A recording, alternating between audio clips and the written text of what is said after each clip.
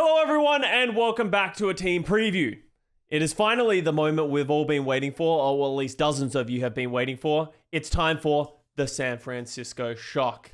I have been bribed to show my support for this team. San Francisco Shock, shout out to you. They bought me a jersey, so my hatred for the Dallas Fuel grows, as does all the fans who continuously hate on me for always talking about the Shock, even when Dallas Fuel win. You know what? It is just the way it is. But things did, escalate as we were about to start this video. I went to San Francisco Shock's Twitter and I noticed something. San Francisco Shock doesn't follow me. It's kind of crazy. It's kind of crazy. Kind of rude. So, you know what? Jersey's off, okay? No bias coming in this video, okay? I've decided that I will remain impartial. Dallas Fuel rules. We all know the rules. L Shock, W Dallas Fuel. It is decided. But let's talk about this 3.5. No, whoa. Let's just set it on fire. No. We're going to remain impartial now, chat, okay? Calm down. But let's talk about this San Francisco Shock roster, because it is an interesting one. And, I'm just going to let you guys know early on. San Francisco Shock, in my eyes, are the favorite to win the league this year. And it's honestly not surprising with the additions that they have made.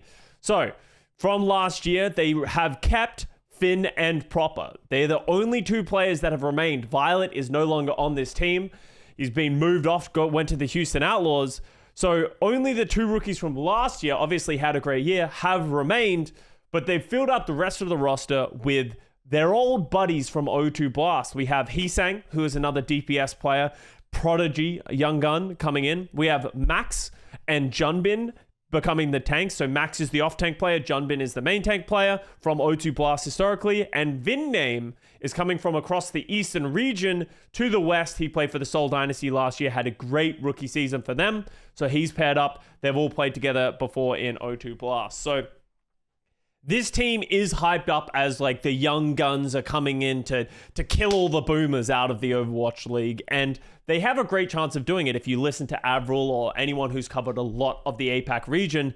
These guys have been a long time coming into the Overwatch League. Very talented, they just haven't been of age. So let's talk about what makes this team so good compared to, other rookies, other teams that we have seen come into the league in the past. So we know Finn and Proper. Proper is the MVP from 2022 season. Finn is a very aggressive flex support, showed his mechanics, showed his depth of hero pools as well.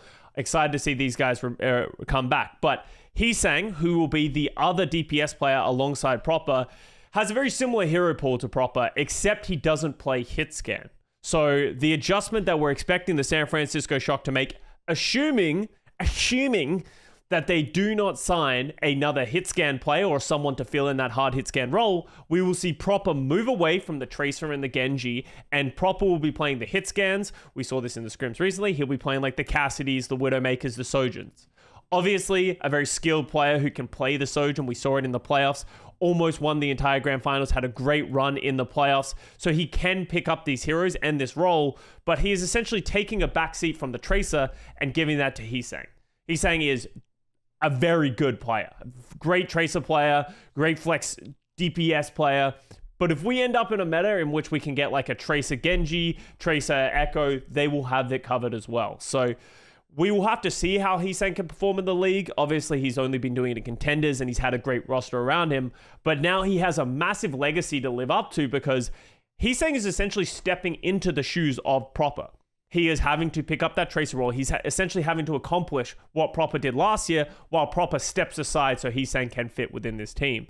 So big shoes to fill for Hisang, but a lot of people are excited to see him in the league.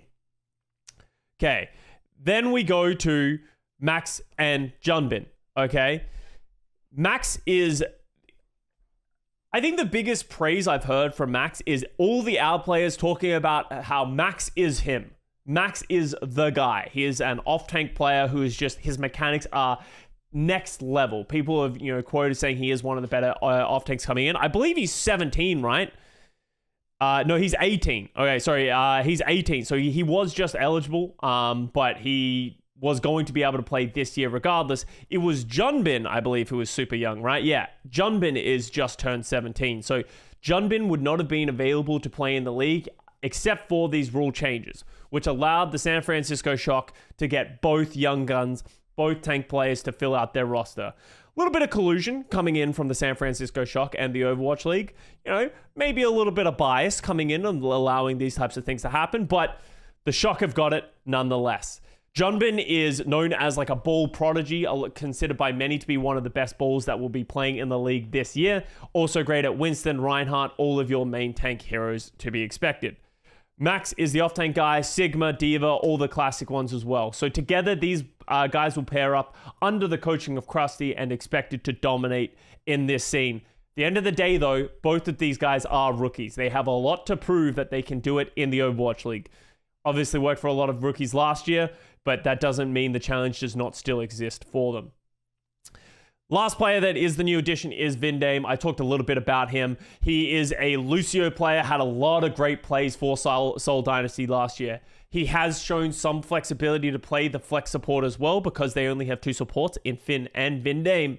There might be a situation where Vindame is expected to play Zenyatta. We have two new support heroes coming into the league throughout the season, as they're just getting added to Overwatch 2, supports are expected to be the most flexible and mechanically gifted coming into this season as being one of the most important things that you can do. And with only two support players, Finn and Vindame are going to have to prove that they can really cover all of the bases. But they are talented, and you can't doubt that at all. So that's the San Francisco Shock. A lot of question marks in terms of we haven't seen them perform in the league in the past, but they've done so well in contenders and there's such high praise coming for these players. We're expecting them to do quite well. Address the elephant in the room. We actually did get to see San Francisco Shock play a little bit with some leaked scrims coming out from Lip from the Atlanta Reign. San Francisco Shock versus Atlanta Reign. I will drop the replay codes in the comments below if you want to check them out yourself in Overwatch. But the San Francisco Shock got blown out.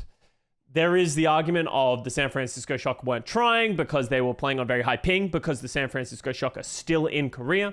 Atlanta Reign was in North America. So San Francisco Shock was playing in ping, not putting their best foot forward. The compositions and decisions that they were making were just weird, but it's the first time we've seen the Shock play. So if you want to check that out, make assumptions for yourself. Atlanta Reign looks great. Shock, not so much. So maybe we've been overhyping the San Francisco Shock roster and there will be a teething period of them entering into the league.